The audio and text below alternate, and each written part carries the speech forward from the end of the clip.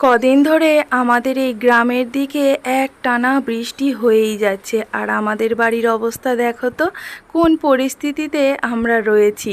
আমাদের ঘরের কাজ হওয়ার জন্য সিঁড়ির ওই চালটা খোলা হয়েছিল, কিন্তু এমন অবস্থা হয়েছে মিস্ত্রি দাদারা কাজে আসতে পারছে না। আর এক হাঁটু করে সিঁড়ির তলায় জল জমে গেছে, জল বের করার রাস্তাও নেই।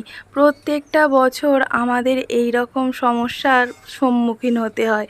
আমাদের মতো পরিস্থিতি আমাদের এখানে আর কারোর হয় না। অনবরত জল নেমেই যাচ্ছে নেমেই যাচ্ছে। চালের উপরে একটা প্লাস্টিক অবশ্য দেয়া ছিল, কিন্তু এত ঝড়ঝাপটার কারণে সেই প্লাস্টিক আর মানতে পারলো না, ছিঁড়ে পড়ে গেল। আর উপর থেকে দেখো এত বৃষ্টি হচ্ছে, জল নামছে, যে এই জল থামানোর উপায় নেই। এবারে হয়তো ঘরের ভিতরেও এক হাঁটু করে জল হয়ে যাবে। আমাদের সাথেই প্রত্যেকটা বছর এরকম।